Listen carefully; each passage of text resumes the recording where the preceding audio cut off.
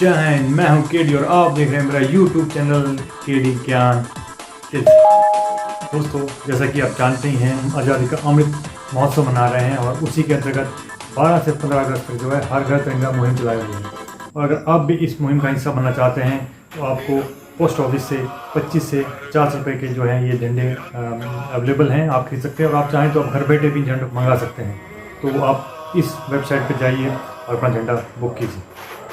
तो दोस्तों, आज हम बात करेंगे हमारे राष्ट्रीय झंडे के बारे में, यानी कि जिसे हम तिरंगा भी कहते हैं।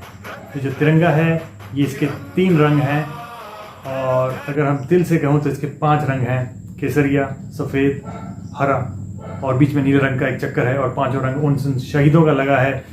लाल रंग जो कि हमें दिखाई नहीं देता है, लेकिन इस झंडे की शान बचाने के लिए उन्होंने कितनी कुर्बानियाँ दी। जो हमारे सैनिक हैं वो इस जो हमारे देश की जो सेनाओं पे डटे पड़े हैं, उन्हीं की बदौलत है कि आज हम अपने सुकून से ज़िंदगी बिता रहे हैं।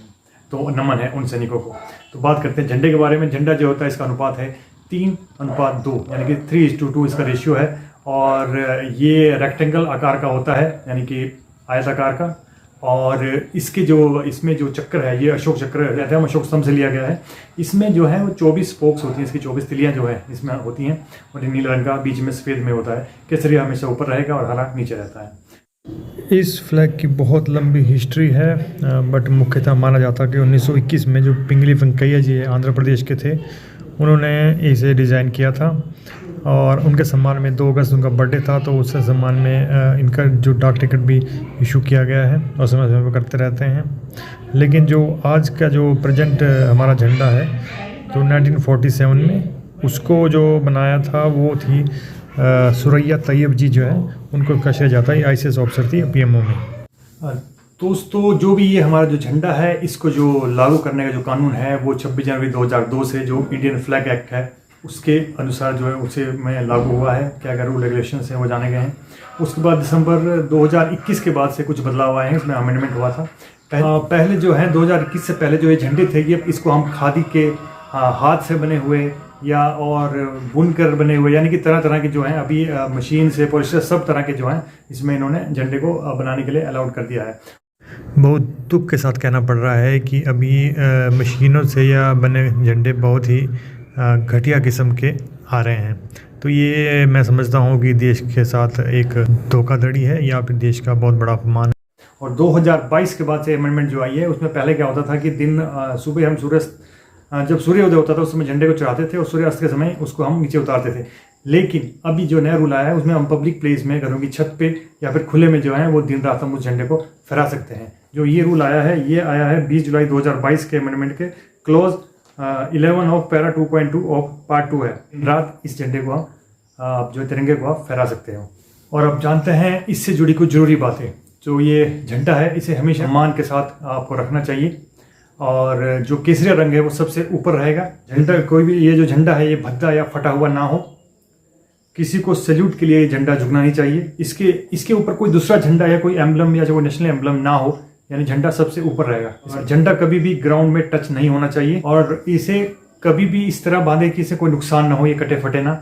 और कटे फटे तो झंडा वो नहीं फहराना चाहिए, यानी कि कोई भी झंडा भद्दा ना हो, मैला ना हो। इसके अलावा जो इसका जो मास्ट हेड है, यानी कि जो वो डंडा जिस पर आप टांगते हैं, तो उस पर कोई और झंडा लगाओ। सिर्फ एक तिरंगा ही उस पर रहेगा।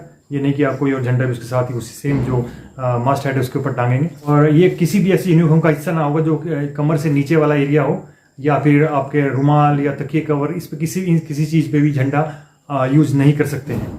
और ना ही इसे आप पर्दे की तरह यूज़ करेंगे, और ना ही इसे आप किसी भी तरह से किसी भी व्हीकल को कवर करने के लिए यूज़ करेंगे। और एक खास बात और, जब भी कोई शौक होता है तो हम झंडे को जो झुकाते हैं, जैसे हाफ मस्ट कहते हैं, झंडा थोड़ा सा नीचे झुका रहता है, तो उसमें जब भी झंडा आप जब चढ़ाओगे झंडे को, तो सबसे पहले झंडा ऊपर जाएगा और फिर उसके बाद नीचे आएगा। ऐसे जब आप झंडे को उतारोगे तो सबसे पहले फिर से ये ऊपर जाएगा और फिर नीचे आएगा। तो ये सब जो है ये रूल बने हुए हैं अपने नेशनल फ्लैग को लेकर के। इसके अलावा कुछ लोग जो हैं वो कार में झंडा फहराना चाहते हैं। तो अगर आप भी उनमें से एक हैं तो पहचान लीजिए, ये रूल में नहीं है। 15 अगस्त 26 जनवरी कुछ मौक़ों पे छोड़ दीजिए कि झंडा सभी लोग लेके घूम रहे हैं, अलग चीज़ है। लेकिन अगर जनरली आप आमतौर पे आप लगाना चाहें तो आप उसके लिए ऑथराइज नहीं है। उसके लिए president, vice president, governors, prime ministers या कुछ मिनिस्टर्स, कुछ जजेस, जो भी पर्टिकुलर जज हैं, तो जो इसका जो रूल है वो पैरा 3.44 ऑफ जो फ्लैग कोड 2002 है उसमें लिखा गया है।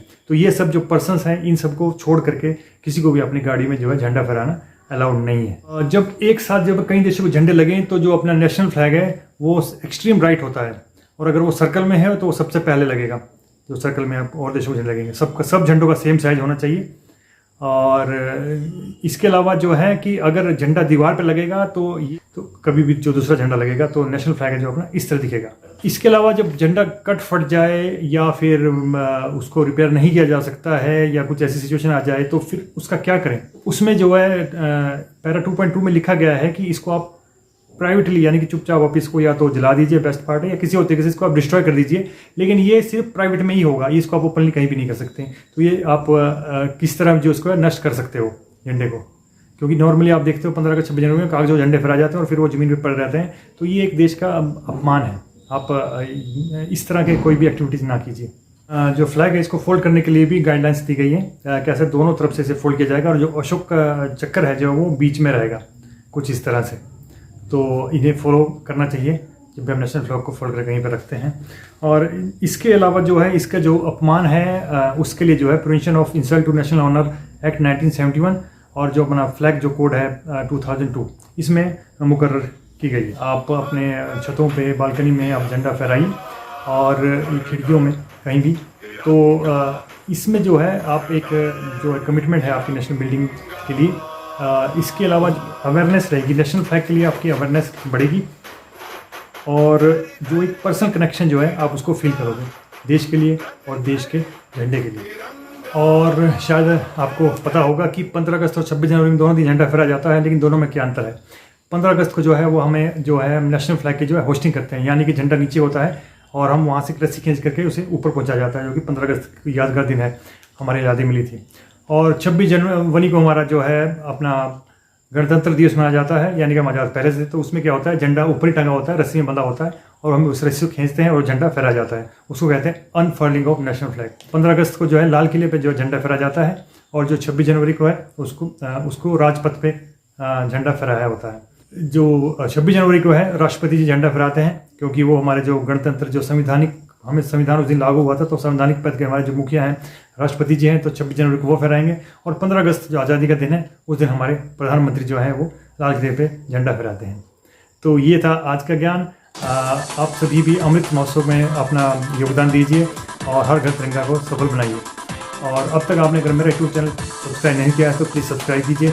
आप सभी को 76वें स्वतंत्रता दिवस की बहुत बहुत बधाई है। जय हिंद, जय भारत।